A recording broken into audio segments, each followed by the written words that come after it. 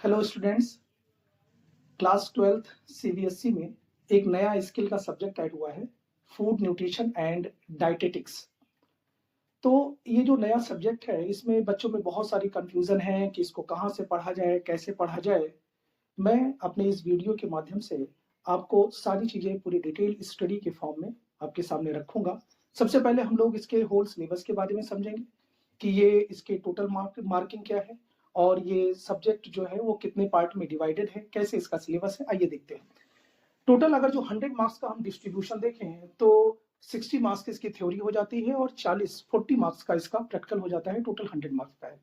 पूरा का पूरा होल जो सिलेबस है इसका फूड न्यूट्रिशन एंड डाइटेटिक्स का, ये दो पार्ट ए और पार्ट बी में दो पार्ट में डिवाइडेड है, जिसमें से पार्ट बी बहुत इंपॉर्टेंट है। लगभग अगर जो देखा जाए तो लगभग 40 मार्क्स से भी ऊपर का पेपर यहाँ पर आता है। मार्क्स के क्वेश्चन यहाँ से पूछे जाते हैं। जो पार्ट बी है सब्जेक्ट स्पेसिफिक स्किल, सबसे पहले हम लोग आते हैं पार्ट ए में एम्प्लॉयबिलिटी स्किल। और एम्प्लॉयबिलिटी स्किल में टोटल 5 यूनिट्स हैं। सबसे जो पहली यूनिट है कम्युनिकेशन स्किल, इसके बारे में हम लोग पढ़ेंगे, स्टडी करेंगे। दूसरा है सेल्फ मैनेजमेंट स्किल।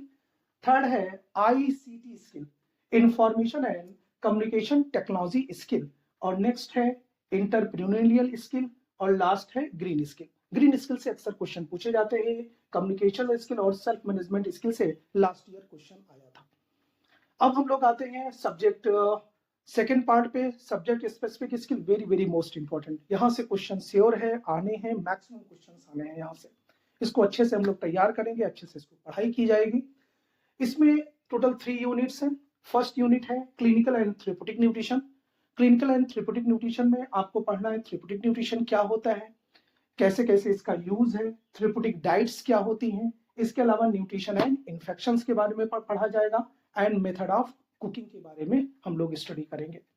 नेक्स्ट हम लोग देखते हैं diet in health and disease first, diet in health and disease second, ये इसकी थर्ड यूनिट है। Diet in health and disease first, इसमें हम डिजीज के बारे में स्टडी करेंगे, काजेस, उसका फिजियोलॉजिकल कंडीशन, क्लिनिकल सिम्टम्स क्या होते हैं, डाइटरी मैनेजमेंट, इसको कैसे मैनेज किया जाए, डाइट में क्या क्या चीजें हम लोग डिजीज की कंडीशन में अपडेट करें।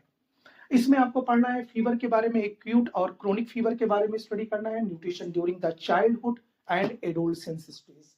Adolescence stage, that is a intermediate stage between the childhood and adulthood. Next है nutrition during the adulthood and old stage में। न्यूट्रिशन के बारे में हम लोगों को पढ़ना है कि एडल्ट कंडीशन में कौन सी डाइट होनी चाहिए या ओल्ड स्टेज में कैसी डाइट होनी चाहिए। एंड न्यूट्रिशन इंपॉर्टेंट है, ये nutrition and nutrition during the pregnancy and the lactation.